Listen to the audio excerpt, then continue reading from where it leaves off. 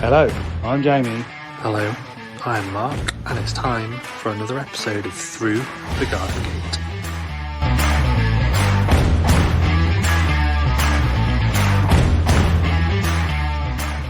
It's Tuesday night, it's 7:30, it's time for another episode of Through the Garden Gate, and I am again in my potting shed. I've just been trying to get some tomatoes sown before coming on. I only got 4 varieties done, so I'll need to do some more afterwards. Otherwise I would have been late to come and talk to you guys and our wonderful guest that we have tonight. It is episode number 81. Let's get Jamie in. I'll just pour myself a cup of tea. Good evening. I am here. You weren't on there when I looked to add you. Well, I heard you say, let's get Jamie in. I was there. Well, it's hiding me from you. No, hiding you from me. You were late again. I was well, it just ticked over to 31 as I went live. Exactly, late again. I was sowing tomatoes, sorry. I'll let you off. That's what I get for being in my potting shed. There's too much that I can be doing. Seeing how it's a gardening job, I'll let you off. Speaking of potting sheds, have you rectified your mistake? Yes, I've done it this afternoon, actually. Thank you. I can't believe I did it. I don't know how many feather edge board things I've made in my lifetime, and you always start at the bottom. You have to start at the bottom and work up. And you started from the top and worked down. Started at the top and just what the hell? I'm glad I didn't get all the way. I think you thought you were in Australia or something. To be honest, it probably wouldn't matter that much because it's going to have 2 massive polytunnels in front of it, so that's not going to get that much water on it. But I've took it off and I've turned it around and nailed it on properly. It would have annoyed you if it had been the wrong. It would. And Teresa even said that the other day. I said, "Oh, I might leave it." She said, "You won't. You won't be able to." You'll be annoyed with it. Yeah. Yeah. So I took it off when I got home this afternoon. Good work. Yeah. So that bit's nearly all done. Just got a bit of a roofing job to do, and then I can put my polys up. Yeah. Cooking on gas. I need to be. Yeah. Not going to be long from start sticking stuff in them.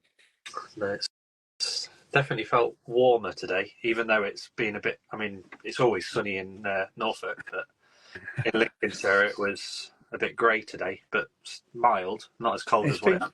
Yeah, it's been grey today, and had no sun today. But like I say, warm, no wind. That makes a big difference.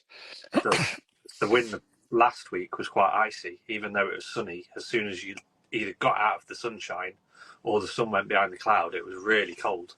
Yeah. Yeah, definitely. You went on a bit of a jaunt today? Yeah, so I've been on a jaunt to the lovely Taylor's Bulbs today to have a look at their daffodil fields.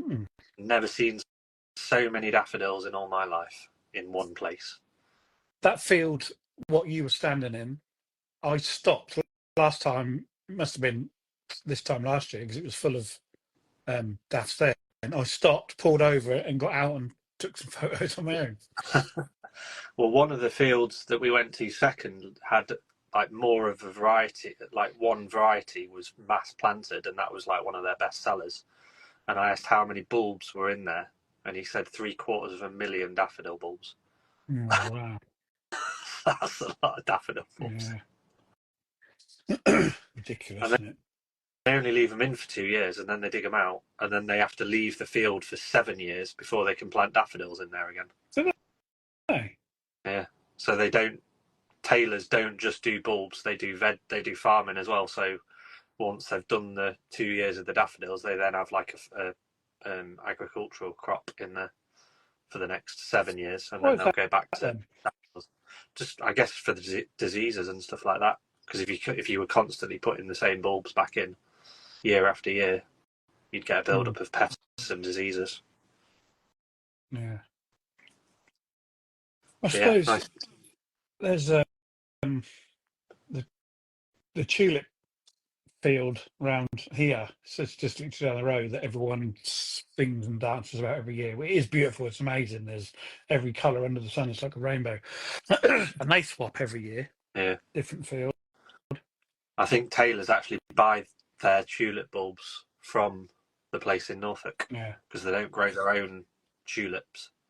They grow the only bulbs they actually grow in Lincolnshire are daffodils. They don't grow any of the other bulbs that they sell. They're all bought in from elsewhere. So the ones that you saw today, they'll die off and they'll harvest them and they'll be for next year to sell, I suppose, won't they? Some of the fields they were in their second year, and I think the one with the most bulbs in was only planted in autumn, so that'll have another season before they take it up. But yeah, quite eye-opening to see it all. Yes, it's absolutely amazing. Them tulips, I've seen them do, and they sow them or plant them with a mat underneath. I don't know whether they do the same with the daffodils. No, So the tractor goes along and rolls this mat up onto a reel, and the bulbs just all fold off. That's clever. Mm. Yeah, the daffodils are planted like potatoes, so they're in ridges. Yeah. So I assume they must harvest them like potatoes as well. You just dig underneath them, I suppose, and shake them. Yeah, and then grade them into different sizes, because there'll be big ones and medium-sized ones and small ones, and then the biggest ones will probably get sold, and the next size down will probably get replanted again. Yeah. Hi, Kim. Yeah. Evening. Amazing to see all these things on a massive scale, isn't it? It's just nice to see how Taylor's bulbs have. I've known about Taylor's bulbs since I was at Pennell's, because Pennell's used to sell Taylor's bulbs, so it was nice to, see their actual headquarters. I mean, the actual industrial part of it, where they've got all the crates for putting all the bulbs in. It was so tidy, really like professional place, really cool. But I'll hopefully be going back when they start taking them out as well, to have a look at that process. Yeah, that would be good, wouldn't it? Watching the harvest. Yeah. On the back of a big machine. But it was really dry in the fields. Like I went with wellies and didn't really need them, because it was, dry as bone, really, on the surface. Any proper rain for 3 weeks now, at least, every couple of weeks. No, I mean, we had a bit of rain on Saturday this weekend. One of the days this weekend it rained, but not heavy rain. Nothing to worry about. Significant. I mean, it's been a very dry winter this year. Really dry compared to what last winter obviously was. Well, hopefully. That'll either mean we'll have a nice summer or we'll have a really wet summer. Now, I think we'll have a good one. We're due one. We definitely are. We haven't had one for a long time. The last really good one I think about is 5 years ago, when it was lockdown, the first original lockdown. That was amazing. Spring and summer, wasn't it? Yeah, it was literally, as soon as we locked down, it was like absolutely gorgeous for like 6 months, wasn't it? All the way through. And he wants a nice downpour. Yeah, definitely. It's hard, isn't it? I know we need it, and our horse field needs it, because we re-sowed that last year, and the grass is through, but it needs some water to grow. But I just don't like it when we get loads and loads. It's never a decent even keel, is it? It's always either loads or none. Yeah, absolute tons. It flattens everything just as it's all starting to look nice. Yeah, and then our field get all muddy where the horses and traipsing everywhere. Oh, just brings you down.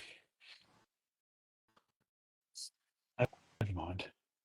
Soon be summer. It will. How are your seedlings this week? Have you got lots growing? Good. All tomato germination's been really good. All those tomatoes. So, what did I say? I can't remember what it was now. 30 varieties, but 5 of each, nearly, something like that. I reckon I've had 90% already, and there's still, 1 or 2 popping up here and there. So I'm quite pleased with that. You'll be potting them them all on and you'll have no space to put them. I know. Get them. Well, green that's what happens every year, isn't it? That's what happens every single year. We all do it. But on the seat, I'll give a few away and might even just have a little plant table at the end of my track this year and see if I can sell a few. Definitely. Right, should we get our guest in? Yeah, go for it. So tonight's guest not only has a new book out called Grow a New Garden, but she also has a new seed collection kit out now. And it's to help you garden more sustainably. She's an ecologist, a botanist, and an organic garden expert. She is also the owner of a tortoise called Bruce. Mm-hmm. It is, of course, Becky Seale at So Much More. Hello. Hello. Evening. I like that you introduced the tortoise as well. It had to be done. Definitely. He's a bit of a legend. Yeah, I saw him today. Looks fantastic. Yeah. He wakes up after like a 5-month nap, and then he's awake for about an hour, has a bath, and then goes back to bed. That's Every year. perfect. Sounds like he's got the right idea to me. Brilliant. Yeah. So, bless him. How old is he? He's 27, I think. Yeah. Wow. 26 or 27. Yeah. That is So he's cracking on a crazy. bit. It's crazy. They can get really old though, can't they? Yeah. If you hibernate them and look after them properly, you're looking at like 150 years. It's like a leave them in your will kind of pet. Wow. Here you go, So, kids. Have a talk. yeah, Yeah. exactly. So I'm That's not sure phenomenal, they're isn't it? excited about inheriting him, but we'll cross that bridge when we get to it. Yeah. How are you? Busy? Very busy at the moment because my book is launching in 2 weeks or a week, one of those. So it might be a week. It's the 3rd of April, so that's next week, isn't it? So everything's kind of getting very, very busy. Yeah, there we go. So I haven't even had a chance to check what date it is. So yeah, it's always busy though, and then of course add that to the fact that this is the gardening time of year, so it all gets a bit mad, doesn't it? So yeah, But it's good mad. It's good mad, isn't it? It is good mad, especially on days like today where you've got a bit of sun, and well, we had sun here in Devon, and you're just sort of feeling like being outside is like filling your bucket up rather than just going like, when you're in sort of February and you've got like compost to shift or something and you're like, this is grim, I can't feel my fingers and I'm really wet. It's like just it's not making anybody feel better, apart from the garden obviously. So yeah, it's nice to be doing nice things like sowing seeds. It really is. Yeah. So what have you guys been up to today? Work. Well, I've been to my I had a heart operation back in December, and I've been to my cardiac rehab this morning, so that's good. And I've been to work this afternoon. I'm fixing a shed, I saw as well. And sort my shed out. Yeah, my new shed. Well, it's a cut down of my greenhouse, making it into a little potting shed, and then put my new polytunnels in front of it. Lovely. Sounds great. Mike's been off jaunting around the country.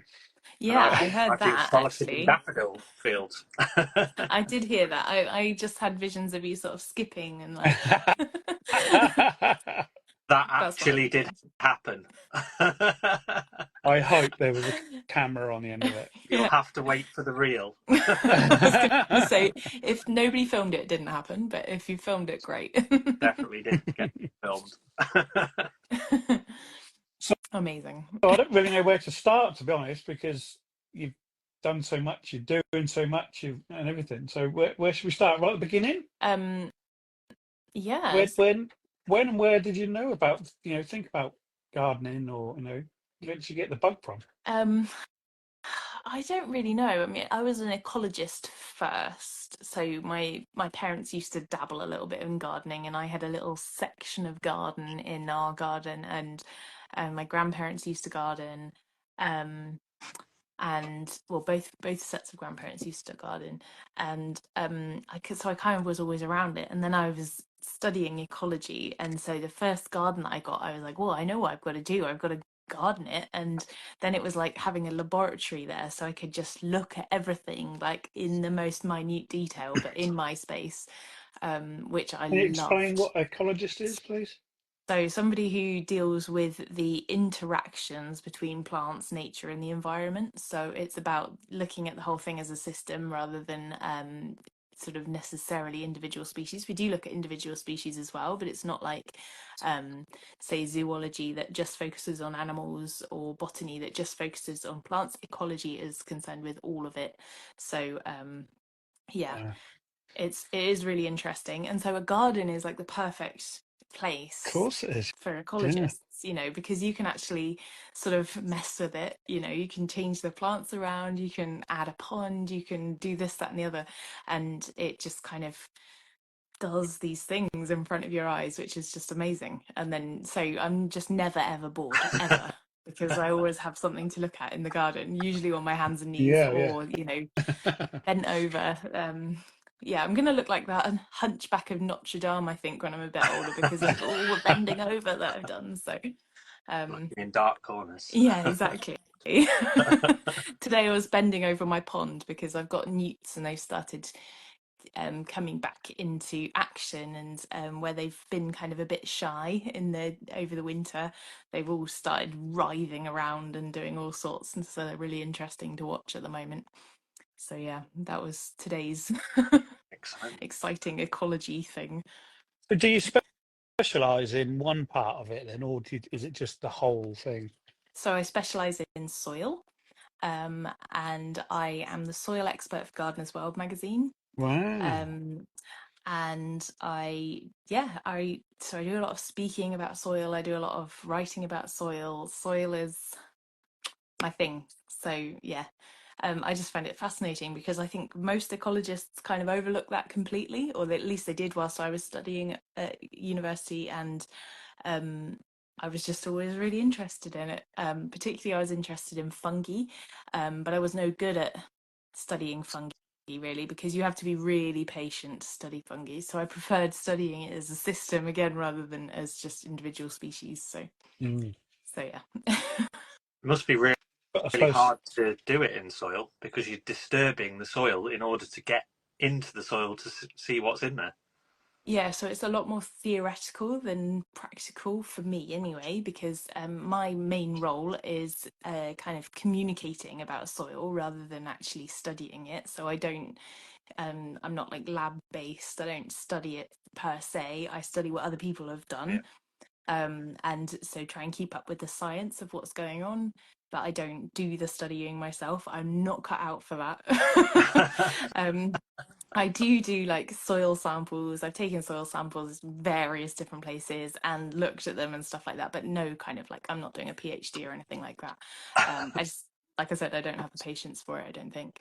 But the problem with obviously scientists is that they are often very, very good at what they do, but they're not very good at telling people about what they do. yeah. So they might study like one kind of very specific nematode that carries out this incredible like life cycle and does all these incredible functions in the soil, but they can't tell people about that because when the moment they open their mouths, they start talking about nematodes and everybody just switches off. So I suppose that I see it as my role to kind of bridge that gap a little bit and try and communicate from scientist to gardener, because we've known about the fascinating world of soil now for a couple of decades, and still gardeners are struggling to keep up because the literature on it is just mind-bendingly numb and Mm. boring. So yes. I think soil used to be looked at as just soil, Yeah. but we all know a lot more. Well, certainly me, since I've been gardening 6 years, it is the thing. We need it. We need I to don't- respect. yeah, it's just the best thing in the world. It is the world. Yeah, absolutely. I think, like I said, there's still this kind of feeling that soil is just the stuff that kind of holds up our plants for us, and hopefully holds water and stuff like that. But Yeah, we do know a lot more about soil now, and we're learning more all the time as well, which is really, really interesting. That's what kind of makes it so exciting for me, because it's like new stuff coming out all the time. And yeah, it's just absolutely mind-boggling. There is literally so much stuff out there that so many potential situations that soil could be the answer for, which is just amazing. So yeah. So Oh, we hang on. answer the We've question, got as a they come through. Yeah, do you want to get Yeah, that one? I'm happy to do that. So Yeah, the opinion of adding foreign nematodes to your soil. So I have tried these nematodes, and I do think that they are they can work, and obviously they are endorsed by the RHS, or some of So we're them are, talking I about think. the slug nematodes. Yeah. Oh Yeah, yes, so at the bottom. Sorry some to. there's nematodes for lots and Yeah. lots of things. Now the thing with adding nematodes is obviously you're going to create an imbalance in the ecosystem. Usually the reason that you're adding the nematodes is that you've got an imbalance in the ecosystem in the first place, i.e. you've got too many slugs, or you've got too many cutworms, or whatever else you're adding nematodes for. The thing is that if your soil isn't of good quality in the first place, you're going to add those nematodes and then they're just going to die. So they might do one or two things, but if you don't have good soil that can house nematodes, they're not just going to carry on living. It's not going to turn your soil from poor to good by just adding these things. So in order for them to have a good environment to live in, they need to have well aerated soil, it needs to be moist, it needs to be full of organic matter, and if it's those things, you will have those nematodes naturally anyway. All right. So Ah, right. I Okay. would say they are a bit of a waste of money. Like I said, I've tried them because I believe that you kind of should try these things. But that's the way that I see it, is you're just kind of throwing money, and some people get into this cycle of like, oh well, I don't want to try not doing it because it was bad enough when I did it. It's almost like false hope, um, isn't it? yeah, that's it. And then you have to do it every 3 months. Of course, you have to do it every 3 months because they're dying, because your soil isn't good enough quality. So if you're going to spend your money on something, spend it on a really, really good quality mulch Oh, instead. that's really interesting, because you hear people say, oh, they just kill every single slug which is there, which is obviously not good anyway, if it works, is it? No, I mean, you want slugs in your ecosystem because the slugs feed things higher up in the garden ecosystem. So there's lots and lots of things that feed slugs, and if you don't have any slugs in the first place, you won't have any of the things that eat slugs. However, obviously, in our climate, slugs are just such a pest. And if you have a garden like my garden, for example, which is a new build garden, and you plant like 3 plants in the garden, you're going to have 50 to 100 starving, hungry slugs who haven't seen a proper garden in their whole lives go, hooray! Look what she's done. She's finally feeding us. Um, and so, of course, you are going to get slug damage. If you plan it a little bit better and put in a lot of plants at the same time, put in some plants that are a bit more resilient towards slugs, and try and build up the soil a little bit, then you're going to have much better luck with that particular pest anyway. So that's my view on nematodes, really. And obviously, like I said, you need some slugs, but ideally what you want is to have enough plants that the slugs can take a little bit and not all of it. It's back to the same old thing, as if you give everything, the perfect environment, it will even itself out, because the birds It will come and get the slugs. If there's too many, they'll come and eat them, and Exactly, everything but it else. does take time, and I Yeah. think people want to see results like straight away, and that just doesn't work. And even with nematodes, it doesn't work. So, yeah. Can I just ask a question to Lulu Stratford Field? Um, have you got fungus gnats in your potted plants at home, in your house plants? Because that's different to if they're in the greenhouse. So, let me know and then I'll answer the question. Um, but somebody asked a question about worms, I saw actually. that one, yeah. What did it say? What do you think about worms in ecosystem?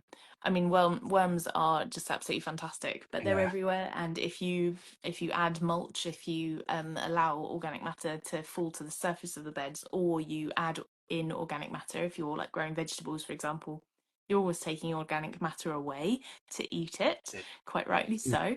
Mhm. But you have to put some back, and so that there's something for the worms to eat. Worms are an amazing part of the ecosystem. And even if the soil has no worms, if you start feeding the soil, the worms will come. So, yeah. Amazing how they just turn up, isn't it? Like in all sorts of things. Like you start a compost heap, and then all of a sudden you've got composting worms. It's like, where have they come from? What do they know? Yeah, that's That's it. the thing. Do they just pop up, think, no, I'm off and go and have a look somewhere else? How do they know where the good bit is and where the bad bit is? Well, generally, they're not very intelligent. They go up and they go up to feed, and then they go back down to stay safe. And if they go up and find lots of food and they can still go down, like in a compost heap, then they're Mm. like, hurrah, that's great. So basically, they do. They go if there's nothing to eat there, they'll go off and go somewhere Yeah, else. It's by exactly. chance. And Oh, this is why we say mulching, add mulch to the soil, because if you dig it in, the earthworms are like, whoa, where is it? Whereas if you put it on the top, they're like, aha, I've got this, I We'll know pull it where it back is. down for you. exactly. Exactly, exactly. And then, but the stuff that's further down is obviously been through a worm. And the worm's guts inoculate the poop with like loads of beneficial bacteria and stuff like that, which adds to the soil ecosystem as well. So it's even better than if you dig it in yourself. Fantastic. And There's less your work. reply there. I have an infestation in the soil in a raised bed. That's Wow. interesting. Um, hmm. I don't think Okay. I I've ever mean, known fungus gnats to be outside. They're always inside. yeah, Well, for me personally, anyway. yeah. I mean, I've never noticed them outside. Oh, the one thing I would say is that fungus gnats don't hurt plants at all. So if they're outside, you can probably just put up with them. The other thing that you can do is lay a bark chip mulch over, which just stops them from being able to find the soil really easily. I was going to suggest laying some kind of mulch on top of the house plants. But also they really like moist environments, so a bark chip will just not be quite so moist, so they're not going to be attracted to it so much. But don't put bark chip if it's a raised bed with vegetables in it or little seedlings, because the bark chip will just create habitat for slugs and woodlice and things that'll eat your seedlings, and it'll be a disaster. So you're better off with the fungus gnats, to be honest. So yeah. What else have Brilliant. we got? What can we do about flatworms? That's an interesting one. I don't do anything about flatworms, So what's but the then I've difference? The flatworms, the ones that eat earthworms. yeah. So, well, they're the invasive ones, aren't they? The New Zealand flatworm. Right, yeah. Um, and I mean, I don't do anything about flatworms. I'm not sure that there is anything that can be done about flatworms, but again, it's kind of this ecosystem. If it's in balance, you're going to have less of them. But it's one of those really, really difficult things, because any invasive species is not naturally in the ecosystem. So it's not something that the ecosystem is used to being able to cope with. That being said, healthy ecosystems are really resilient against invasive species usually. It's only usually when an ecosystem is really depleted, like like most of the ecosystems in our world, unfortunately, that they become less resilient to these sorts of pests. I would say, again, just keep feeding the soil. If you find them, sling them, and sling them somewhere where they can't come back. Over the fence. They'll probably come back. I don't want to say anything about where you're supposed to sling them. I'm just going to leave it at that, because I don't want to be lynched. I think Alexander that we've had on the podcast, who lives in the Outer Hebrides, he's got a big problem with flatworms. Mm. So if that person who asked the question goes out and checks out Alexander's feed, he might have some more ideas, Yeah. because I think he's trying to deal with it. So he might Yeah, have there's definitely going to be good people idea. who are more able to cope with that specific question than I am. I suppose So flatworms must still do the same thing as our native worms, do they? to some extent, I assume so, yeah. Yeah, again, it's not really my area of expertise, so Right. I don't really know. Somebody said, will birds eat flatworms? I'm pretty sure that birds won't care whether they're flat or round. So yeah, I would say that probably they do eat them, yeah. Whether they show a preference towards our native worms, maybe. I mean, the likelihood is that they'll show a preference towards our native worms, but most birds will just eat whatever comes in front of them. Yeah, If there's food, they'll eat it. So so well. they're not going to see a flatworm and go, no. No. Not So one of those. yeah, that's my assumption anyway. I am assuming there. What we got? Any tips for doing allotment on a slope? Yeah, so I've got an allotment on a slope, on a big slope. My top tip for that would be to find a nice person who is willing to do the heavy lifting for you. It can be very, very hard work. But well, my partner and I have actually tiered our allotment so that we've got flat beds. What Terraces can type thing. obviously what can happen is that if you are laying lots of mulch on Yeah, a it's going slope, downhill. you have a really nasty incident of rain. What happens is that the mulch will or the compost mulch will bind itself to the surface, but this takes time.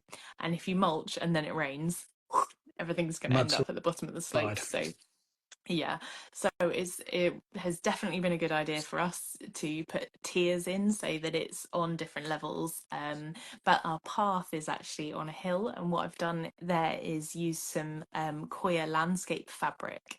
You know, like just it's the stuff that they use to like hold back cliffs, basically. Oh wow! Oh wow!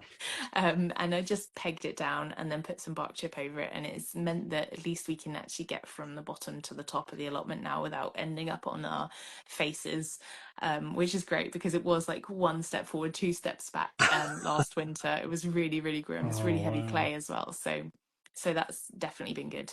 And then I found a lovely gardener chap who was willing to deliver me a load of compost and actually wheel it up the hill for me onto my allotment, which was brilliant. Wow! Best money I've ever spent. Using him again. Yeah, exactly. So yes, that was great. Brilliant. Have we got any more questions at the No, I moment? think we're caught up at the moment. So tell us what's new in soil then, if there's lots of new developments in soil. Now you're asking. I mean, what I'm finding fascinating at the moment is that there's quite a lot of study into the positive effects of just touching soil on your body's microbiome. So you can actually bolster your kind of gut microbiome, your whole body's microbiome just by touching the soil, and it releases a bonding hormone, serotonin, which is the same stuff that women get when they hold their newborn child. So like baby's just been born, place it on their chest, serotonin, bonding hormone, and you Wow. get that same thing from putting your hands in the soil. Wow. And then so there's been quite a lot of research about whether or not that works, and on what kind of scale, how healthy the soil needs to be. Healthier soil has more of an impact. So yeah, even if you have like organic compost in your houseplants and you're feeling like you're having a really stressful day, you can just stick a finger into your houseplant pot and feel the positive vibes. That's So really strange. It's really, really strange because a couple of weeks back we had Charles Dowding on, yeah, and we were coming along to those kind of lines. And like I said earlier, I've had quite a big operation, so I haven't literally done anything in the garden since middle of December, before Christmas, until I don't know, 3 or 4 weeks back. And that first time I went down there, sat on my knees, and actually got in there and weeded and got my hands in, it was just like a rush for me. It was really strange feeling. And when I said that, didn't he, Mark? His eyes lit up, and he said, "That is absolutely amazing." And then he started saying near enough exactly what you just said. yeah. Just how though? That's the thing. How I Science. don't know. Well, I mean, it's a bacterial interaction with the bacteria in our personal microbiomes. But Unbelievable. yeah, it's also a hormonal thing. Obviously, serotonin is a hormone, but Yeah. we can make our, you know, this whole thing about kids being having to eat a peck of dirt to bolster Mm. their immune system. That is like becoming truer and truer with every passing day. It's like, you know, gonna sprinkle some on my kids' cornflakes in the mornings. So yeah, so that's what's interesting me at the moment, I suppose. But there's lots going on in soil, and I haven't looked in the last couple of weeks because I've been very, very busy. But I mean, I've got a copy of my book here. And there is a whole chapter on soil, and I hope to kind of have started from the top and work down, not literally through the layers of the soil, but as in I'm going to start by explaining it in simple terms and then getting a little bit more complicated, so that Hmm. hopefully you really get it rather than, you know, being thrown in at the deep end. But yeah, there's a whole chapter in there about how to fix your soil basically, and how the soil works. So this is a exclusive, because I don't think anybody's seen this yet. Oh, But Oh, there's some nice oh, look at oh. illustrations, great. and it is just sort of teaches you the basics of how plants interact with the soil, the ecology of soil, so that you can make good decisions about how to treat your soil. So yeah, so What else is in there that's in apart there. from the soil? Then, while we're on the book, let's do the Okay. book. Let's do the I did actually, I was sitting here waiting to come on, and then I was like, oh right, okay, I'm all ready.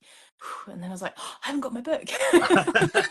Better go and get that. The book is called Grow a New Garden, and it's coming out on Thursday next week. So also pre-orders really, really help authors. So if you're able to pre-order it, amazing. There is links in my bio as well if you do want that. So basically, the book is about it's about transforming any outdoor space, but it's all about doing it with ecology in mind, and with organic gardening and kind of natural principles. So instead of it being a how to in terms of, you know, oh, this is how to build a raised bed, or this is how to build a patio, it's more about this is how to build an ecosystem, this is how to build a garden that actually functions as a proper system, that isn't just something that you need to fight all the time, and you don't need to work on it all the time. You just need to set it on its way, and then this is how it's going to work basically. And I'm hoping that this is going to give people who are trying out with a new space, or perhaps they are struggling with an existing space that they've got, it's going to give them what they need to kind of be able to work through the process of creating an ecosystem in their garden, and creating a garden that works for them as well. Mm. And give them the patience to understand each of the parts of that, and what's involved with you know, with making that happen, because it's not an easy fix, but it is fascinating, and if you learn a little bit about it, you can enjoy the whole process, slugs and all. So yeah, so that's the idea of that. Sounds Brilliant. great. So yeah. So Yeah. I will. I'll definitely get that. I'll get it pre-ordered. Where's the best place to pre-order it for you? um bookshop.org, I think. Okay. Yeah, so or you can pre-order it from anywhere, it doesn't matter. I don't know. No, So just we're but pre-orders always do trying really, really to. help, so but thank you. And then of course there's the seed box as well, or the Yes, seed this is collector's really, kit. really interesting. This is. Yeah, so this is something quite different. And yeah, there it is. Mark's got one. And what do you think of it? Do you It's like it? brilliant, because I was actually thinking about doing a lot more seed saving this year anyway. So then Good. when you offered to send me one, I was like, yes, this is exactly what I need. Yeah, so this was kind of a concept that obviously there's quite a few things like this out there on different subjects. So the one that I kind of knew about was the houseplant box, which is by the same publisher. And it's just all the different houseplants on cards. So it's kind of just a really cute way of presenting an idea. And I will show you well, I know you guys have seen this, but each plant has a different illustration, and then on the back it has how to save the seeds and then how to sow the seeds and what conditions the plant's like, etc. And the idea is that I've chosen 50 plants that hopefully represent pretty much everything you're going to come across when it comes to seed saving. So hopefully this little handy kit will give you everything that you need to know about seed saving without massively complicating it. There's a tiny little book there that just tells you the basics. And then from there, you can go ahead and learn by doing. So that's the idea The of only this way it one. stays in there. Exactly. And Yeah. actually, it's just really fun. It's really fun and really rewarding. So it's not like I don't want to give you every single thing that like almost ruin the surprise. So we've given the what you need to get started, and then everything else is over to you. So yeah, so I'm quite pleased with that. That's a Yeah, good I fun bet little you are. thing. Yeah. But I was very, very busy last year writing both of those at the same time. So Norfolk Blue Door Flowers, it's got veg and flowers. So it's got a section for, well, you can see it's got some dividers in it actually. So it's got a section for the vegetable garden and a section for the flower garden, and I've put that in the wrong way Brilliant. around for some reason. So And some seed so yeah, packets. You don't even need the seed and packets. some seed envelopes. Yeah, so you got some little envelopes to store in as well. But yeah, I think this is kind of quite a nice little gift. Oh Yeah. yeah, I think yes, lots of Mother's Day present yeah, sorted. I think lots of people would appreciate buying it. And where I've gone and done talks and things like that and brought it with me, lots of people have gone, "Ooh, that's really pretty. It's got kind of like a shiny bit on the top and stuff." So Yeah. like, yeah, good gift if you're after one. It's available basically from everywhere: Amazon and Waterstones and WH Smiths and bookshop.org and all those kinds of places. So yes. Brilliant. So there you go. That's my sales pitch out of the That's way. it. Yeah, brilliant. Um, you briefly touched on about your allotment being on a slope. Yeah. Let's talk a bit more about allotment. I'm well into my allotment. My allotment is, me mainly. I do a little bit of normal gardening, but it's veg is that. Mark's got his veg pot down the bottom. Tell us a bit about yours. So, I mean, my love really started with growing food because I can't see any better way of being sustainable from your space than making it good for wildlife and growing your own food. And there's a horrendous statistic that is it was Michael Pollan in Defense of Food, his book In Defense of Food, wrote that it's estimated that it takes between 10 and 12 calories of fossil fuels to get one single calorie of food onto our plates in the Western world. So a 600 calorie meal in the Western world may have taken 6,000 calories to get it there, Wow. 6,000 fossil Yeah, fuel calories. yeah, So it's horrendously unsustainable, the food production system, just because of all the plastic and all the transportation, the fact that there's all this machinery involved. There's the obvious problem with globalization and things coming from across the globe and all that kind of stuff. So growing food was my first love, and so I had a big vegetable garden in my old house, And it was, well, it's the size of an allotment, but in my garden, which was amazing, Yeah. where I grew loads and loads and loads of food. But we moved to this house 2 years ago, and I only started the allotment last year. Oh, So wow. the allotments were allocated last year because before that they were just a field, Oh, wow. and the council needed to be encouraged, shall we say, to open them up as allotments. And now there's lots of plot holders. So I think there's 18 plots or something like that. And we're all enjoying it all together, and we're all going through the whole process of setting them up together. So I'm basically there every day for a little bit of time at least. And yeah, I absolutely love it. I just think it's such a great, exciting thing to do. So yeah, what do you want to know about my allotment? That's the basics. How how do you allotment? Are you no dig? Are you? I know you are.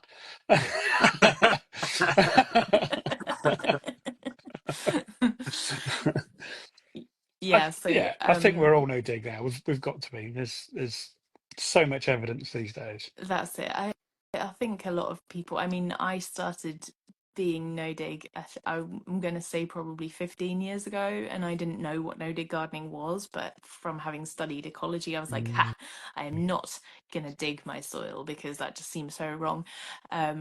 And then I met Charles Dowding and Stephanie Hafty about nearly 10 years ago now. So that was obviously like, I found my people. Okay, great. Good. Um, and then I was able to geek out with them about soil and stuff. Um, so yeah, I'm obviously no dig.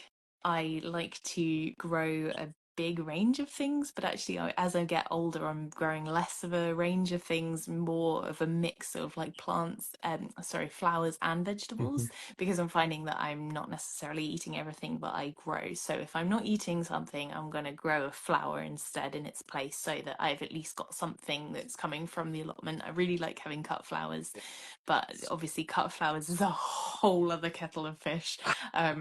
Massive can of worms in terms of economical sustainability, all that kind of stuff.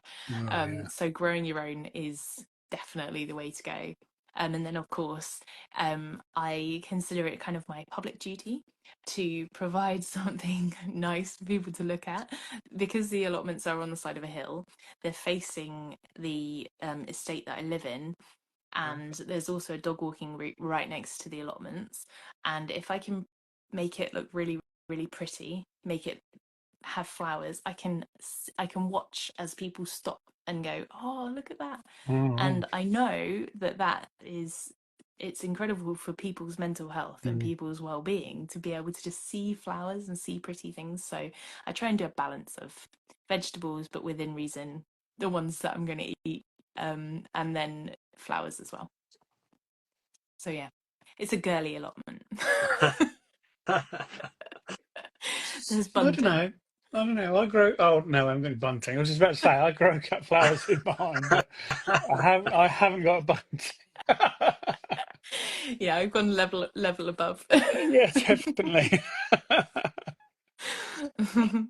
But yeah, I just think that, anything that you're going to use in your house, really, you might as well, if you can grow it. And also there's the adventure side of things, isn't there? But what if I can grow this? And so there's always a Mm, few things that I think, ooh, I'm going to try that this year. yeah. Um, so yeah, a few years ago I tried loofahs, and I've grown loofahs with varying degrees of success over the last few years. And this one year, it's about 2 years ago, I was using my auntie's small holding, and she has this enormous, great big polytunnel. It's 90 foot long, and she's Wow. got this gorgeous sandy soil that is really, really well drained. And I grew two humble loofah plants, and I had like 40 loofah gourds on these two plants, and I was like, oh no, what have I done? Because you don't feel like you can throw them away, but then what are you going to do with Oh 40 wow. loofahs? So yeah. So Big, So proper, that's the kind of good situation where size you go, ones. Big, sorry. proper good size ones. Yeah, Or like proper Wow. loofers. Like yeah.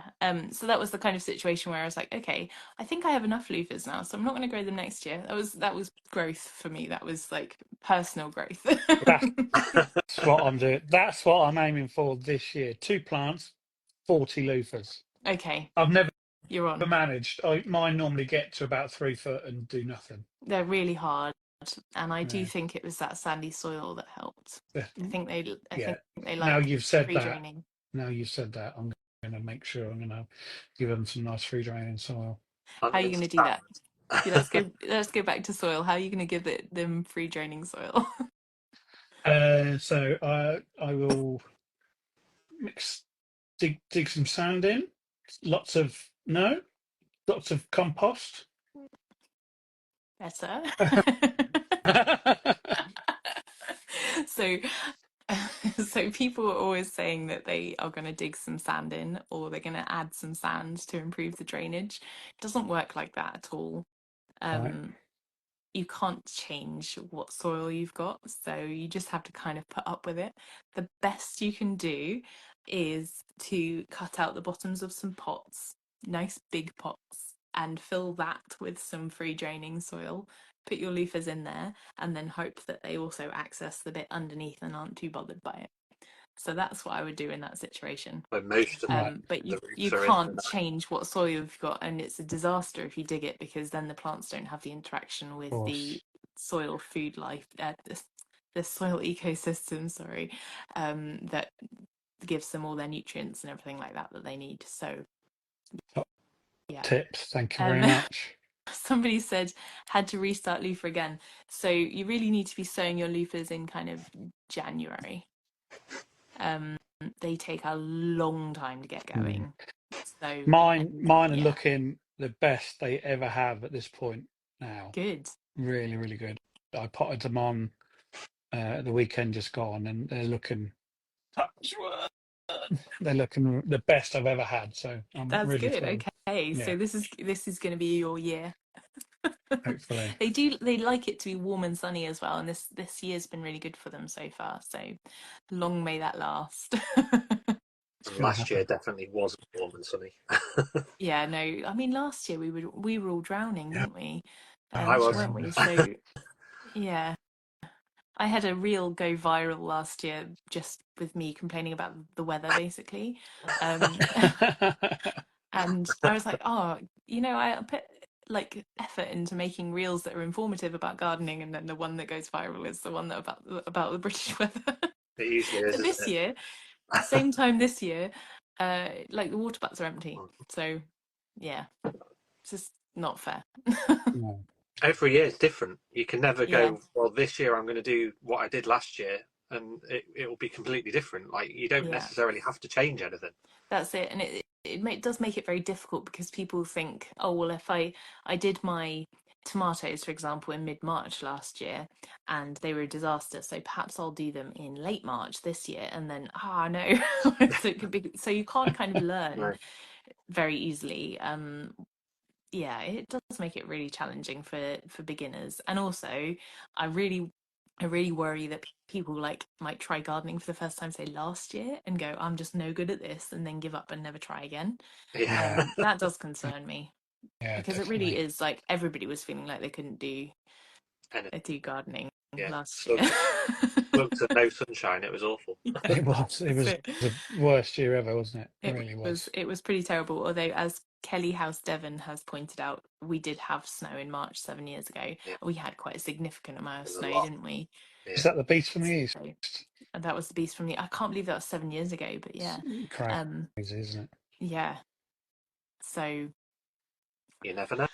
anything could happen. I didn't have it because the day that it came, I'd flown to Austria skiing. We had So snow, I was away but in for a I was different way. skiing for a week. What are the chances? You could have I stayed at know. home and skied. I know. Saved a fortune.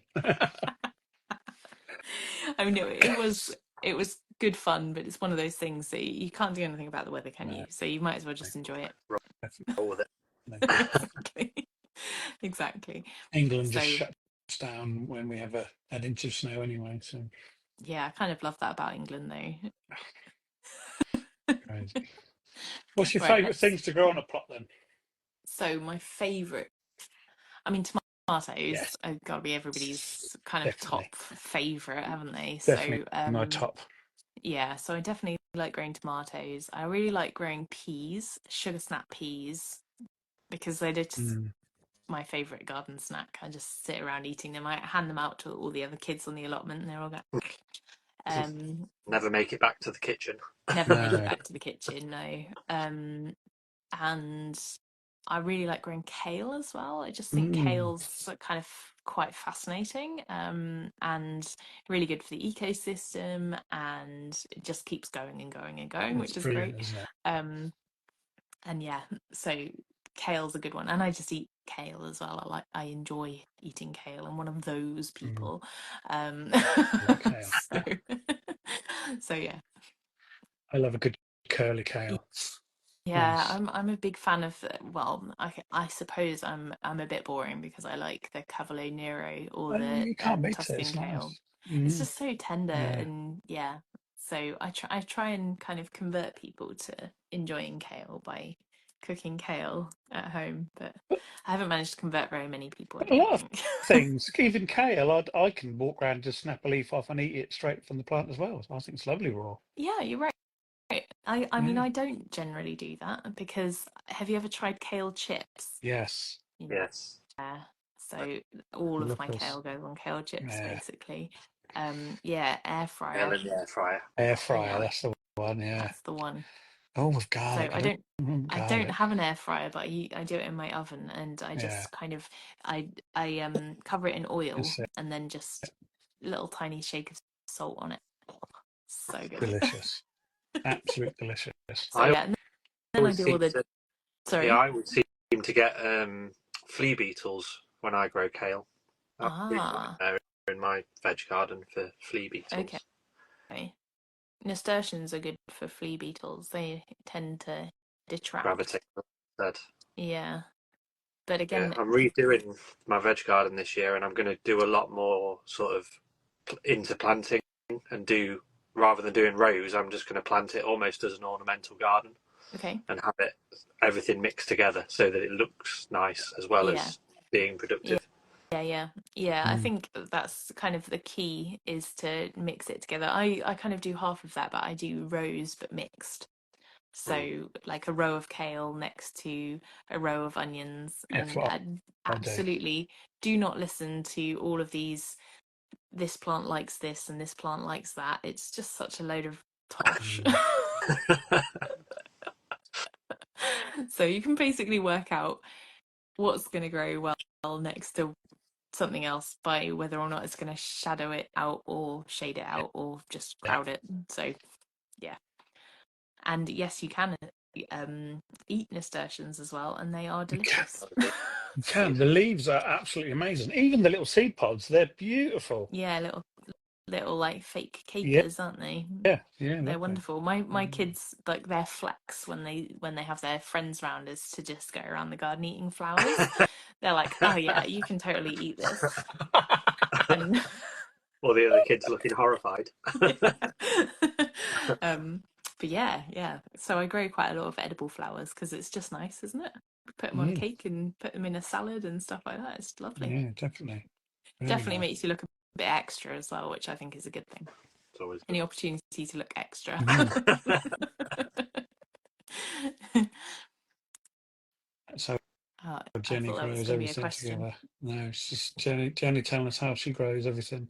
That's it. And actually, this kind of harps back to soil health as well. Is the more diverse your planting is into the soil, the better the soil health is going to be as well. Mm. Because different plants interact with different organisms in the soil in different ways and produce different foods for the organisms in the soil. So actually, planting in a biodiverse way helps to feed the soil as well. Mm. Easier said than done with some things like cover crops, Yeah. in which case just grow the cover crop, don't get too bogged down with it, but Yeah. definitely try and have some biodiversity in what you're planting in your allotment and stuff. It's really good for the soil. tagetes and nasturtiums with my dahlias. Yeah, perfect. Tagetes actually I think are fantastic. They're one of my favourites for pest control. Because they are strong smelling, and they also attract a certain type of nematode which predates couch grass roots. What is it? So if you have problems with couch grass, you can I plant do. like a line of tagetes to kind of hold it at bay. But So one of the my little mini beds has got a ones. couch grass. Only one. It's really weird. Sorry, And what? only one of my beds has got couch grass in it. That sounds like an easy problem to fix then. Yeah, well, it just stays. It's brilliant, and I pull it up whenever I can. But I just keep thinking, oh, it's going to be in the next bed, but it never does. Never moves. That's good. Yeah. What I've got is my allotment is surrounded on all sides. Well, no, I say all sides, two sides by a field of couch grass, and it literally just climbs up the fence like a wave. Ah. So it's yeah, it is trying my patience. Just need a But tagetes barrier all around your plot. basically, yeah, like a moat with tagetes. I mean, it's not like with everything in gardening, it's not a silver bullet, but it does help. So yes. Is there anything that will stop bindweed like that? Oh. Not really. Regular hoeing, yeah, regular hoeing and regular pulling of bindweed Yeah. is the only real solution for that. I mean, the thing that you need to do if you've got lots of bindweed is to plant really closely and plant things with big leaves. So if you've got, for example, pumpkins, courgettes, those sorts of things that have really big leaves, they just shade it out, and they don't kind of allow it.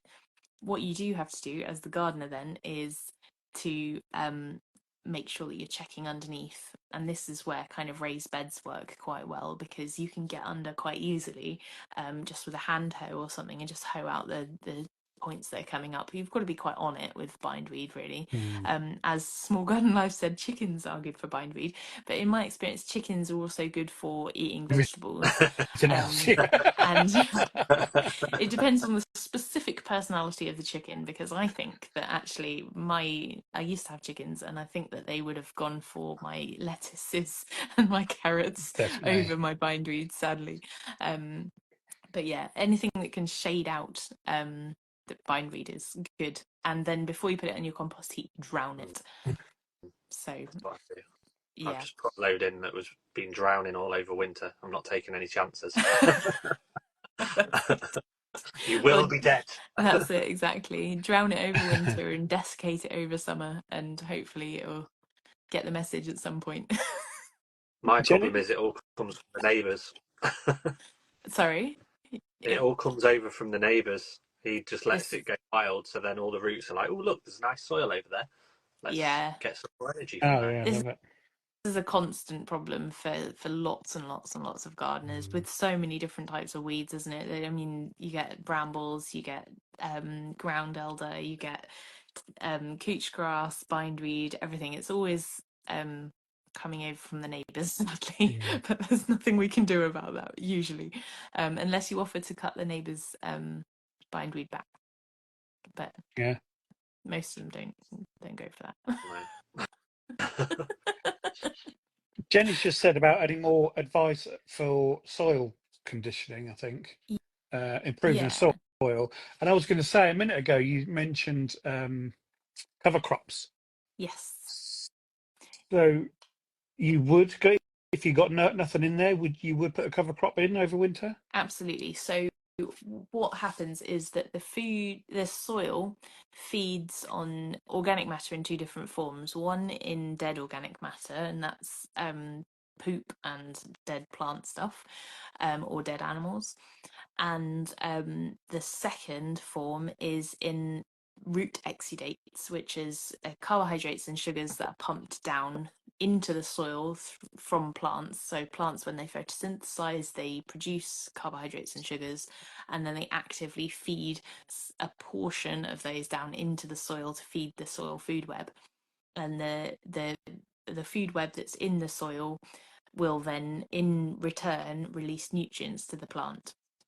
So what you need to have on your beds at all times, to, well, as much as possible anyway. There's nothing hard and fast in gardening, but as much as you can, either a mulch or plants covering it. So if you've, for example, got a nice shrubbery, the chances are you don't need to mulch. It can just look after itself. And we all have parts of our gardens like that, right? That just look after themselves. We don't have to do anything to them. We don't have to fertilize them. We don't have to do anything really. Probably not even watering them. And that's what you're aiming for, really, is bits of the garden that can look after themselves. And that's where the plant and the soil are interacting well. So you don't need to do anything. Yeah.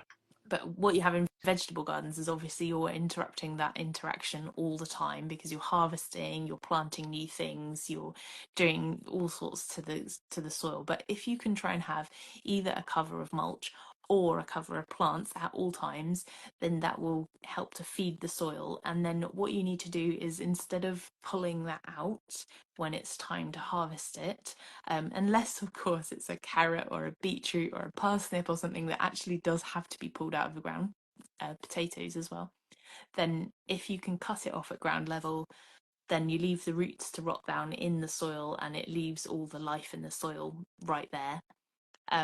So that's a really good way of bolstering the soil health. But with cover crops, they're a really good way of kind of keeping the soil warm whilst there's not really much else that will grow. So I use them over winter. My particular favourite is field beans, because they just grow. They're kind of like broad beans, but they're just they're slightly shorter, I'd say, than broad beans. They're much less high maintenance than broad beans. They're less affected by stuff. And then when it's time to plant those beds, just chop off at ground level, leave the roots to rot down, and then all of that biomass on the top can go into the compost heap. So all those leaves and stems can go into the compost heap, and the field beans fix nitrogen in the soil as well. So if you don't have enough compost to mulch with, then the best thing that you can do is to make sure that the soil is always covered, and then leave it alone. So just leave it so that it's not being disturbed, because really the worst thing for soil, worse than starving, is to be disturbed. So that's really something that we have to unlearn as gardeners. But obviously, if you've got some organic matter, either in the form of live plants or dead plants, then you're going to be getting better aeration in your soil, better drainage, and all that kind of stuff, all the good things that you want in your soil. So yeah, but the number one rule is really to just leave it alone, of course, unless you need to harvest something that needs to come out, or you need to plant something that you need to dig a hole for. But if you think about it like if you dig a hole and you kind of rid that hole of all of the organisms in that hole, if there's organisms all around, they're going to repopulate that hole really, really quickly. It's going to be super fast.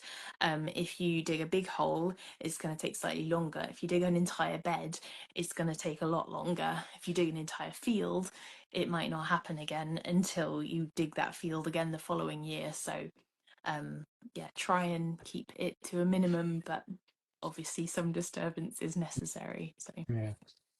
It was only a few weeks back that I cleared my sweet corn bed, and I did exactly that. I got my big loppers and got right onto the bottom, touched onto the compost, chopped and left everything in the ground, and just chopped everything else up. So, and then in the next week or two, I shall put my inch or two of compost on top and be ready to go. perfect. And yeah, I mean, it's absolutely great. And sweet corn is a really good resource for the wildlife as well in the winter when it's dead. But also if you cut it back to about 4 to 6 inch stems in the winter, you know, because sometimes it blows around everywhere and creates a bit of a mess, doesn't it? So if you don't want to leave it, you can create little hibernaculum for bugs and bees and things like that. They just love going down into those stumps, and then what you find is the stumps rot away, and you can just kind of push them to one side when it's time to plant in that bed, so they're not in your way. To be honest, a lot of them, as I grab hold of them, a lot of them just came away in my hand, they were Yeah. rotted just above the soil anyway. Yeah, they will do. Mm. Yeah. Yeah, they're very good like that. Let's see what We got any? Jenny Wren in the garden has said. I am trying to get roots at different depths and spreads. Am I on the right course? Yes, you are. You don't kind of need to get too bogged down with it. I think it's just good to have different plants in a bed. So if you've got, I don't know, some carrots and some lettuce and some onions and some brassicas, then great. You don't need to get too bogged down. Yeah. It's not as kind of Yeah, I mean, think about using the vertical space and the underground space, yes, but but it doesn't need to be as complicated as all of that. So really, the thing that I worry about is that new gardeners might hear something like that and think, "Ah, I've got absolutely no idea what the no roots are idea. doing. Am I so? What am I supposed to do?" And then it causes this sort of panic, and then it stops people from actually just taking chances and just doing stuff. And actually, really growing vegetables is a lot more straightforward than a lot of people will let on. Yeah. So yes, chops sweet peas the same ways. Yeah, so sweet peas are good nitrogen fixers as well. And yeah, just chop them at the ground. You can chop basically most things at the ground. Things like cabbages might just actually grow you another cabbage if you do that. So they're quite good. They're quite good like that. But yeah, so most crops could be cut off at the ground unless obviously they're a root crop. Yeah. Stop and Chop drop. and drop. Chop and drop's good, but it does create habitats. So if you're growing things like carrots, lettuce that is really easily eaten by tiny creatures, then don't chop and drop anywhere near. So just think about, obviously creating habitats in the garden is a really good thing, but make sure you're putting them in the right places and you're not putting them too close to the things that you don't want, Yeah. those things living next door to you. So yeah. Growing veg growing between the shrubs. Perfect. I mean, I kind of admire people who can do that. I'm a bit too, what's the word? A bit too much of a perfectionist. I have to have my vegetable beds that I can have some cut flowers, but yeah, everything has to be in rows because otherwise my brain gets a bit. I'm a definite rower. I think you're going to do I only do a bit of rows when it that, comes to Mark, aren't you? vegetables. Yeah. Yeah. You're Yeah. gonna do a bit of mix and match, Mark, this year, aren't Yeah, you? definitely. Yeah. I mean, there will still be things that I do in rows, but yeah, definitely the new part of the veg garden that I've just built will be completely mixed, Yeah. completely different. Well, I mean, I can do it when it comes to flowers. I can mix it up when it comes to flowers. But vegetables, I don't know. There's something, it's probably something deeply ingrained. It's probably the same thing that causes other people to dig their beds over every year. Yeah. For Definitely a me, breed. Rose is just, but I think also because I tend to try and make sure that when I've got a row become clear, I've got something else to put into it Yeah, to again have this constant cropping of the soil, which we now know bolsters the soil health rather than depleting it. Yeah. Um, so I try and always have something to put in the gaps, even if it's just radishes or something. So actually, it's easier when it's in rows to me anyway. But yeah, there's no definitely. right or wrong way of doing that. How So do you yes. feel when you see people on your plot, your allotment site dig? Do you go and start chatting to them? I have been known to. Um, yeah, it doesn't make me angry or anything. But we are on really, really heavy clay, and so actually it just makes me feel a bit sorry for them because Oh, Killing they yourself. they really are. Yeah, it's really, really hard work, and it's enough to put anybody off. But actually, most of the people on our allotment site are no dig. So, in fact, I'd say all of them except for one. It's And definitely becoming a she only majority. arrived in the last few weeks, so all she's right. yet to be converted. There's time. There's time yet. Yes, exactly. So, Spuds is in there anything I can? drills. Yes, so spuds and drills, everything else here has to be everywhere. That's fair enough. So I actually plant my spuds with a bulb Yeah, planter. that's what Um, I do. Yeah. Yeah, rather than in drills, but whatever floats your boat, really. It Yeah. doesn't really matter. Again, minimal soil disturbance if you can. Is there anything I can sow between my broad beans now? Yeah, radish. Go for it. Yeah. Radishes are absolutely awesome because if Very you quick. yeah, they're quick. If you want to harvest them, brilliant, harvest them. If you don't want to harvest them, they're still going to make a load of stuff to add to your compost heap, which is going to come in handy next year. But also, if you let them go to flower, they are really good at attracting the particular parasitic wasp that parasitizes the caterpillars of Okay. cabbage white butterflies. And you can eat the seed pods. And you can eat the seed pods. Yeah, rat tails. They are I delicious. love. And then you can save the seeds. Yep. You There you can. go. Win-win. Fantastic. um, and then you can just repeat the process. So I think people need to kind of obviously it's great to grow things that you eat, but if you want to keep the soil health and you want to keep it productive, don't feel bad about making things that you harvest and put straight on the compost heap. Or if you have a worm farm, add it to the worm farm and you can just be growing worm food. How do you stop radish from springing up? um I don't know why you would actually. Unless it's horseradish. Do you mean horseradish? Maybe That'd be the only thing that would pop up. I would just Just yank weed it it out. out quick. Yeah, yeah, Oh, that's it. Um, the You stop. chickens got in the beds, yeah, and so I planted radishes in rows, and the chickens got in the beds, and now they're not in rows. Yeah, and this is what I was saying about chickens, right? I always call are mine they little foe or bulldozers. a friend? They're not allowed in any gardens or in any allotments. They're just not Yeah, allowed. they're a bit of a pest. I'm actually intolerant of eggs as well, so I can't even eat eggs. So to And me, you there's had just, chickens. well, I did, but it was they were kind of bantam. The eggs were like this big. There was only three of them. The kids loved them, so yeah, it wasn't really an egg factory. Let's put it that way. um, so it's not a problem for nutrition. The broad beans are growing in 27-year-old compost bed, so it's not a problem for nutrition there. Hopefully that bed's got really, really good soil in it then. So radish from going to seed. So if you have radish that are going to seed, to just chop the stem off before they drop the seeds everywhere. Yeah, yeah. But I would say it's really not a problem. They're not bully plants. They're not going to kind of outcompete your other plants very well. They're actually specifically classed as catch crops, which is basically how you can farmers use them to catch the space in between crops so that they can have a crop in between other crops whilst they're growing. So I would say that radish is pretty much good news all the time.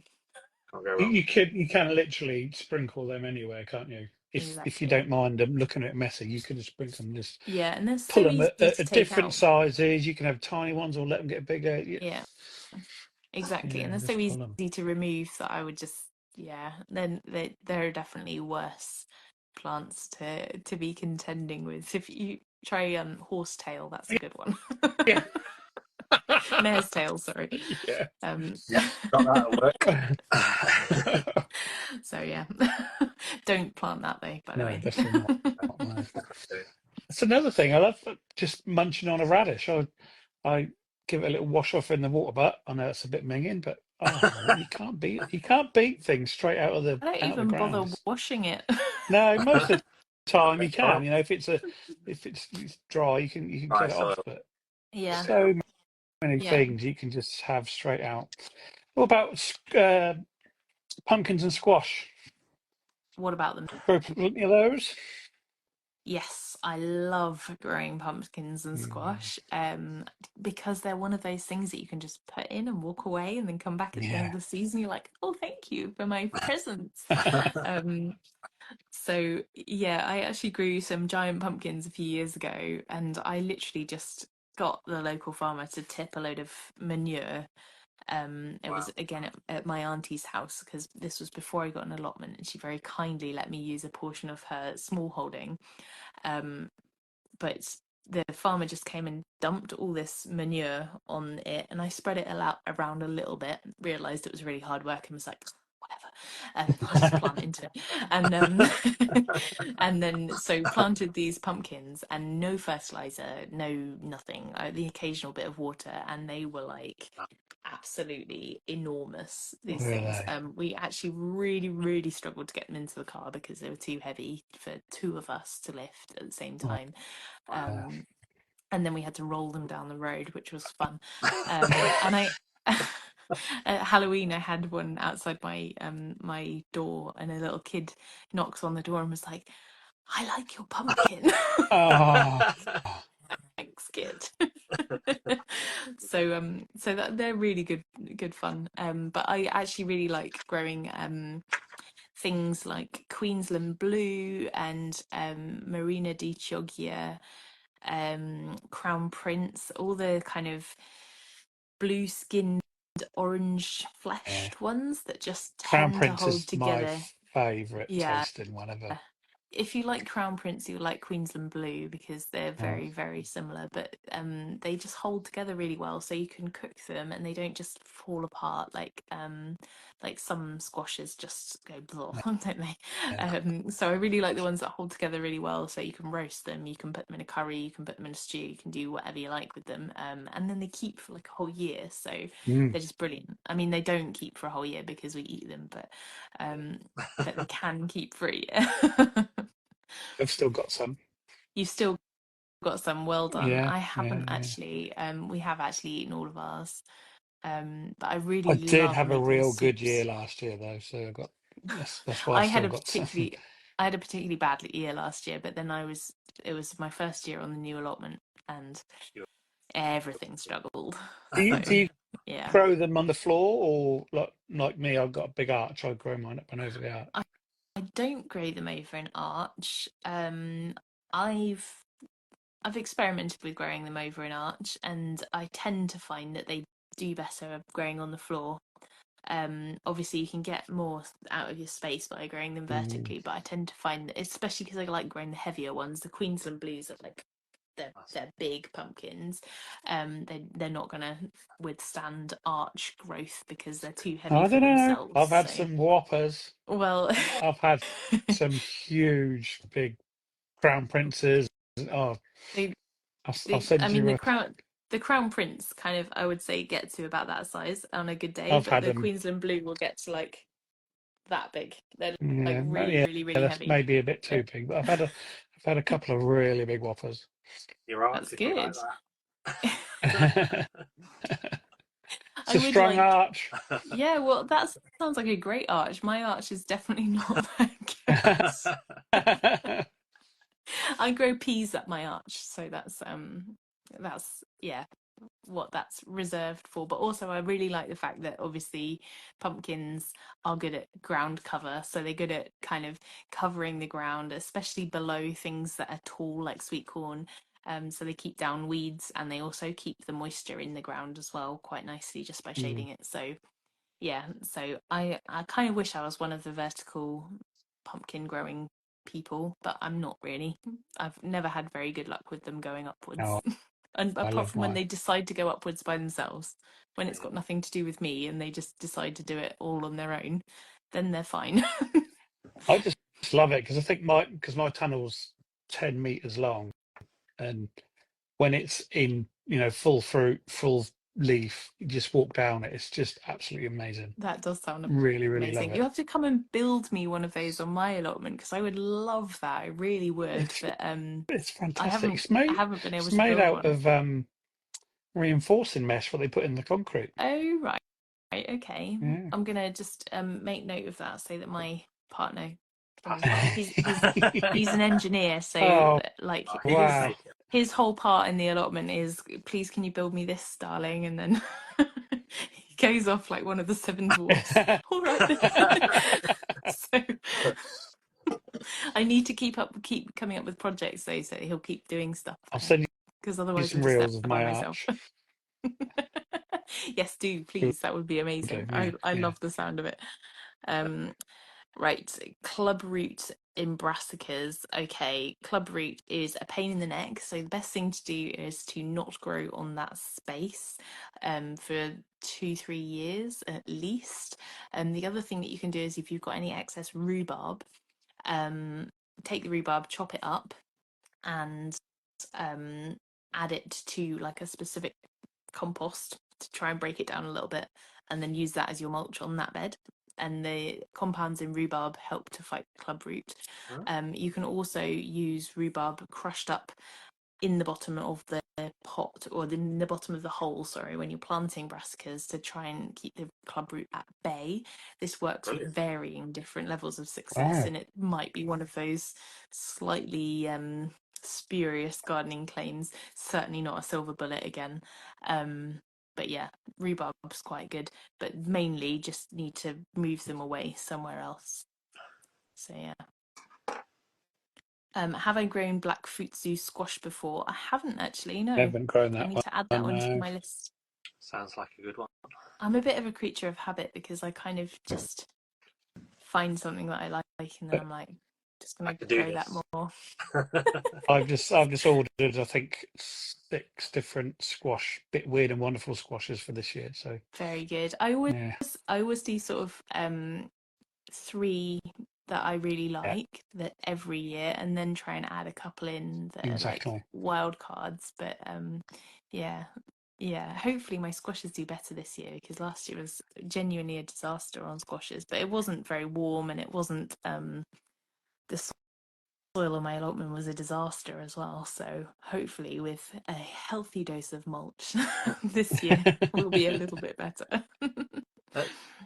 Someone was just talking about apartments and that they grow herbs on their balcony.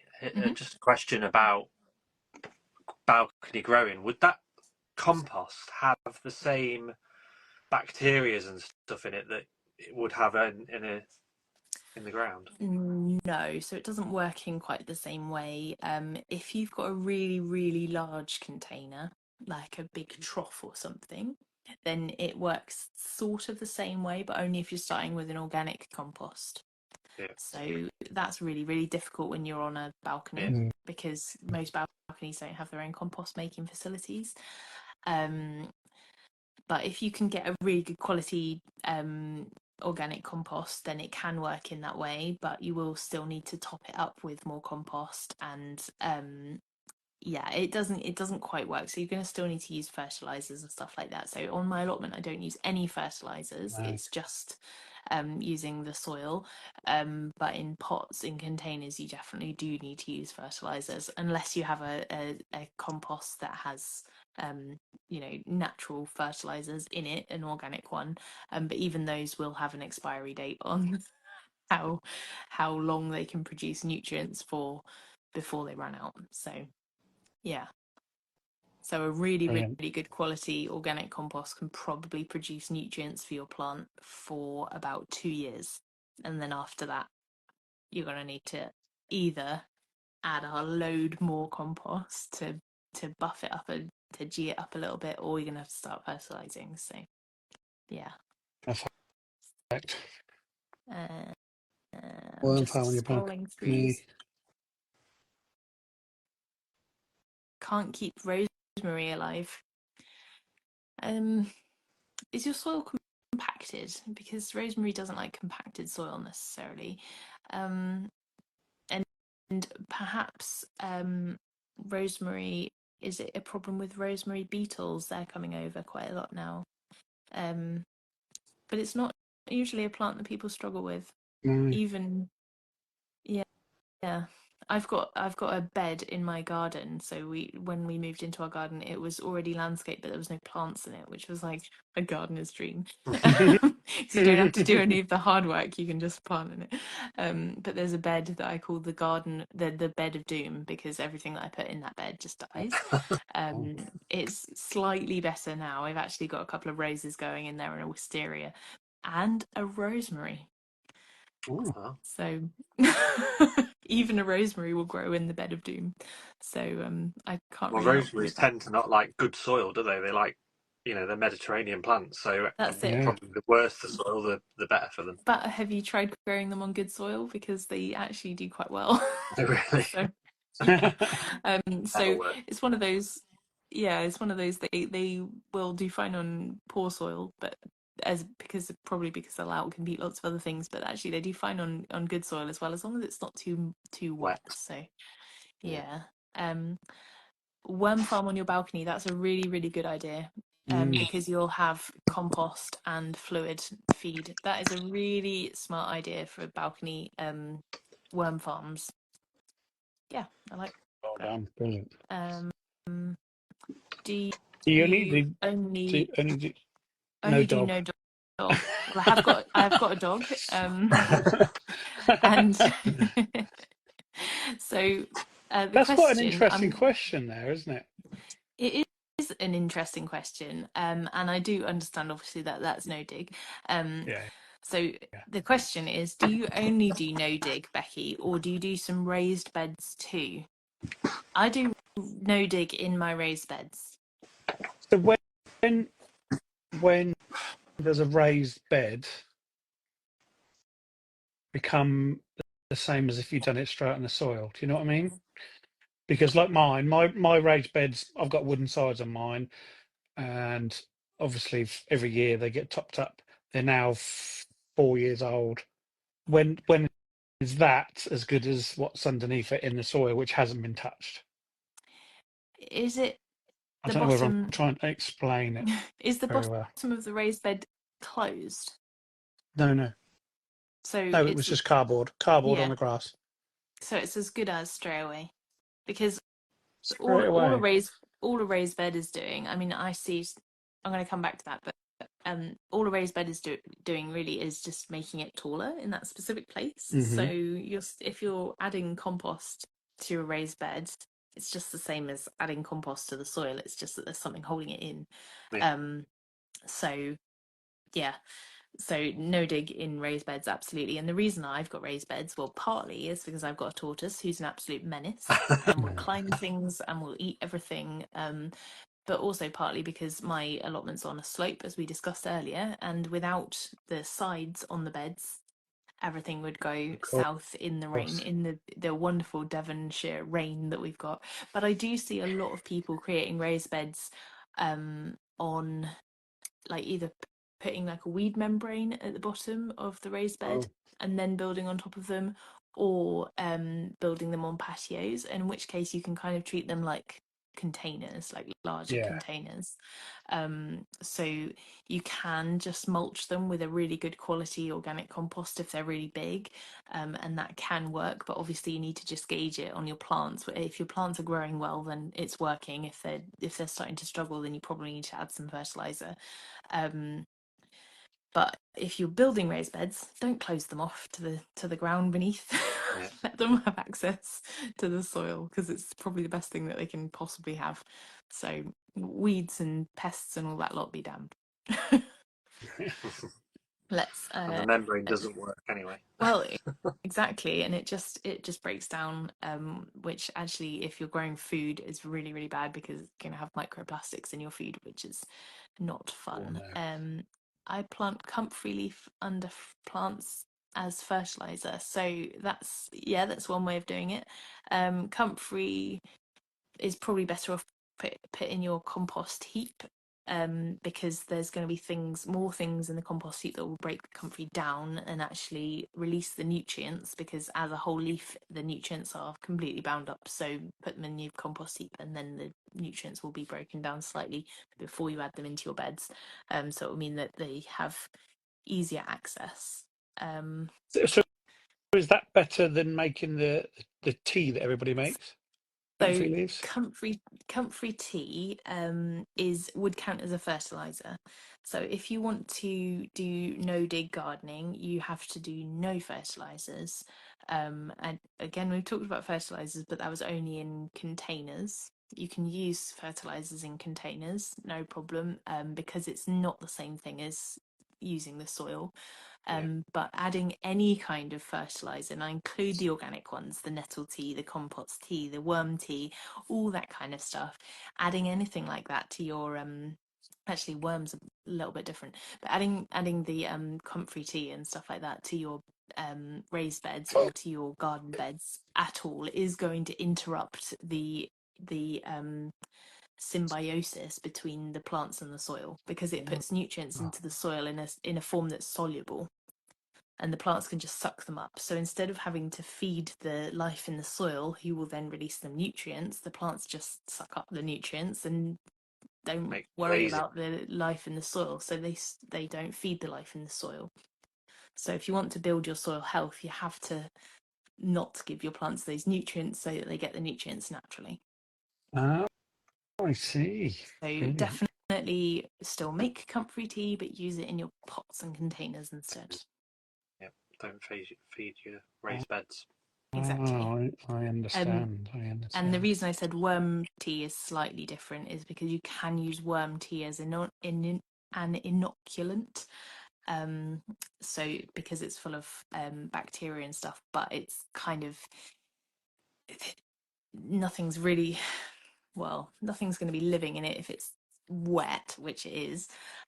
So it's kind of a grey area. You're better off using worm castings and using the tea as a fertilizer. Right. So yeah, but some people will actively aerate the stuff that comes out of the bottom of worms. So as in they'll pump air into that tea, as it were, and then use that as an inoculant on their beds. Yeah. Fantastic. So worm farms like 2 5-gallon buckets, with the bottom bucket being where the liquid drains into. Yes, basically. Yeah. Brilliant. And I mean, most of them have either 2 or 3 levels, but there's loads and loads of information about that. I enjoyed your YouTube channel. Do you enjoy creating videos? I don't like making videos. Partly because I'm so busy. I do really struggle to put my time into doing stuff like that. So, but thank you. I'm glad you enjoyed it. That might give me the encouragement that I need to do more. But last year I was extremely busy starting a new allotment and writing these 2 things. And this year I'm just busy with writing and promoting those 2 things. So hopefully I'll get some time to do that at some point. Right, yes. It's 9:10. I'm very conscious of the time. It is. It's flown, and we could keep going and going and going. I know we could. You're just a massive font of knowledge. Thank you. And but we do have Mark's lightning round of questions, if you're all right with that, for a minute or 2. Finish off. I don't know whether my brain's still working enough for that, but okay, we'll try. So, first one, nice and easy. Favourite band or artist? Oh, is that easy? Okay, Fleetwood Mac.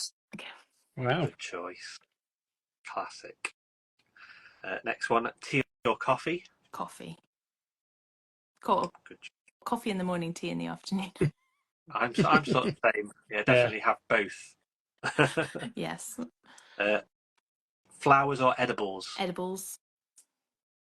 It's gotta be. Yeah. Beach or forest?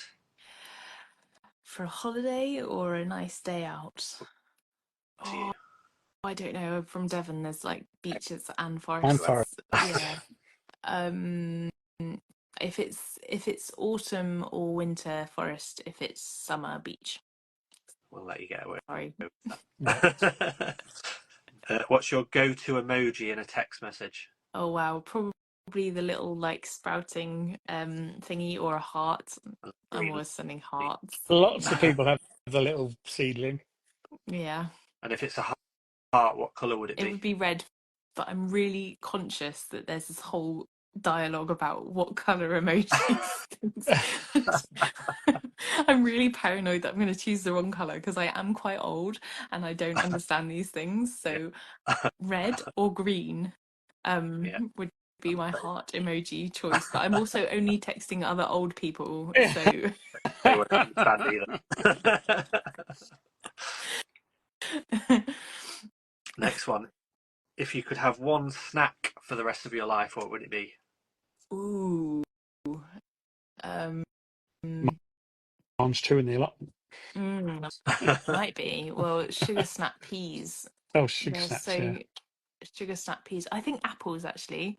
So the people at my allotments like laugh at me because they're like, "You're never not holding an apple." Just always eating apples. So yeah, I really like apples. A good apple. You can't beat a good apple. A nice Be a good juicy apple. apple. What's your And if I favourite chose like, variety? if oh, pink ladies Oh, or Nice. Cox's orange pippin, I really like as well. But they're kind of an autumn apple. But pink ladies are the apple of the month at the moment. So. Finish. Having just talked about globalization. yeah. Probably. Where are they grown? let's not talk about that. Quick, let's move on. Finish the sentence. My perfect day would be. Starting in the greenhouse with a coffee, planting seeds or pricking out, and then probably a bit of time at the beach, and then pub or a hike and then pub. Perfect. Nice. Yeah, Sounds I like a really good day. like a good hike on like Dartmoor. I live really near Dartmoor, so that's like my go-to at the weekends. And then you enjoy your Clears the pint mind. better, don't you? Yeah, When you finally get yeah, to the pub, you enjoy it, yeah. exactly. Mm. So yeah, so hike and a pint. Next one. Sowing seeds or planting out. Planting out. Planting out's a bit more creative, I think. Yeah, definitely. There's something And to it see, feels isn't it? a When bit you more. stand up, it's there. Yeah. Yeah, that's it. I mean, I love sowing seeds. It's exciting, but you've got to then be patient. And Whereas did it to them. planting out None of us are is like, patient. We always go yeah, look at them every 2 minutes. exactly. But I planting mean, out is these ones I instant sowed earlier haven't gratification. germinated yet. Spring or summer? Spring, It's got to be 100%. spring. Yeah, I like summer, but it just gets too hot sometimes, doesn't Yeah. it? And spring, it's all happening. Every day there's something new to look at. Because, yeah, we've just come through that grey, dull winter and it's... Exactly. And then you got spring flowers as well, which is just wonderful. What is today's favourite plant? So I've got some anemones in my garden. They're looking really nice at the moment. And I had a moment earlier where I was watching a blue tit in my pond and it was just having a little bath and it was next to a pink anemone and the blue and yellow of the blue tit with the pink of the anemone was just like, oh, yes. Perfect. Yeah. That must have been an So that's today's Instagram one. moment. Well, yeah, but also like zoomed into 15 times so that I didn't disturb everything. But I did get a video of it, yeah. So Unlimited compost or unlimited seeds? unlimited compost. There's always unlimited seeds, isn't there? Especially if you know how to save seeds. Exactly. From now on. If you could choose one plant to describe yourself, what would it be?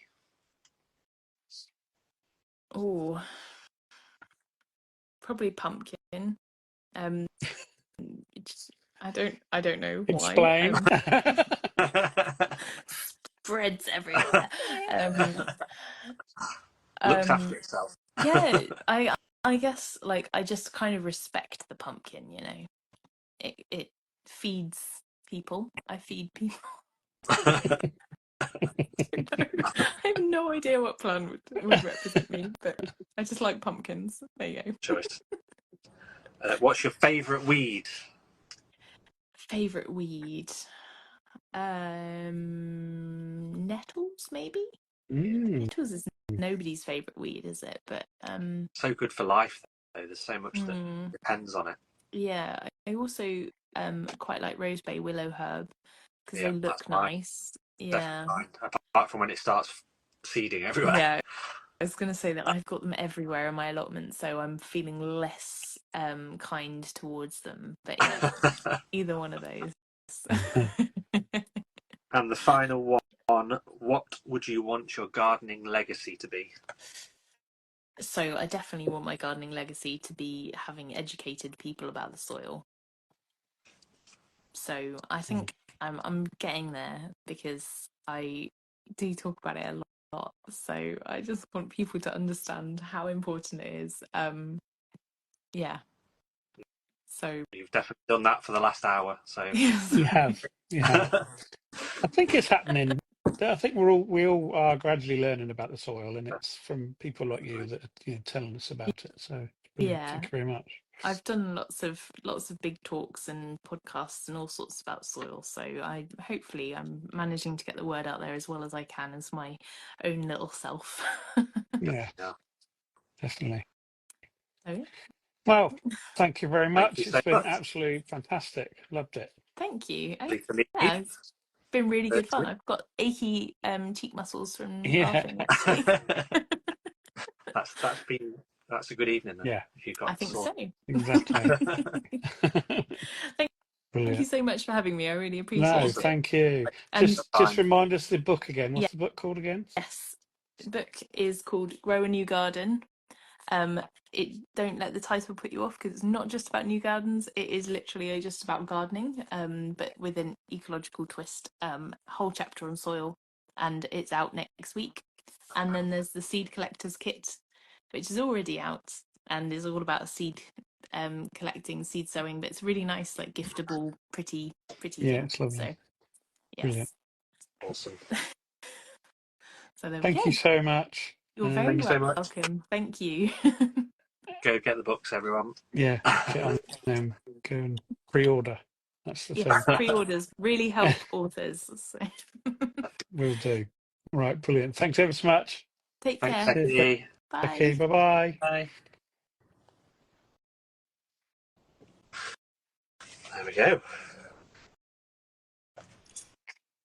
Mind-blowing knowledge. It's crazy. I love people that have got that just Wow. specific knowledge of something, and you can just talk to them, and they've got the answers. Yeah. Like, But brilliant. it's not just, she's been to uni and learnt it all. She's been to uni, learnt it all, and then just expanded and Practice. loves it. It's her life. And Yeah. yeah, phenomenal. Absolutely And crazy. that's the difference between having knowledge and practicing the knowledge and learning more after you've learnt it, because loads of people can learn from a book and then not actually know anything about the actual subject in a practical sense. Brilliant. Really good. Absolutely Enjoyed amazing. that. Jenny Wrens sowed 30 borage seeds the other day and thought of me. I ain't having any this year. I'm just going to hoe them all off as soon as they come through, which will be very, very soon, I would imagine. They'll soon I had start sprouting. two beds full of them last year. Absolutely rammed. No, I'm Actually, not I going to know. have any. Hoe them off. Sound determined. They'll be growing in your grass or something, or in the horse field. Bloody things. That's a whole bed basically for those, though. They look lovely, and I know the bees love them, but I'm never going to get that bed back if I don't get rid of them, or even half of them. A bit like forget-me-nots. Forget-me-nots. Once you've got them, you've got them. Oh, that's where it gets the So name free. from, I suppose. Never forget them.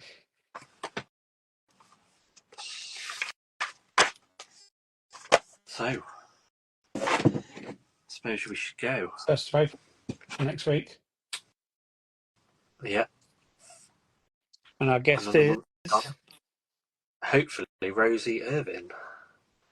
Yes. The lovely Rosie. It'll be really good. Maybe a cameo from Michael Rosarian as well. Yes. He's normally there somewhere, isn't he? Yeah. Yeah. So we might get both of them, possibly. But it'll be another lovely evening. I look forward to that. Late. So Fun. thanks for joining us, everyone. Yeah, thank you very much. It's been a really good one. Thank you, Becky, if you're still listening or watching. Yeah, thanks, Mark. Thank you. Good to chat, as always. Yeah, definitely. I'll speak to you soon. Speak to you next week, everyone. Bye. See you later. Hi, Darren. Bye, Darren.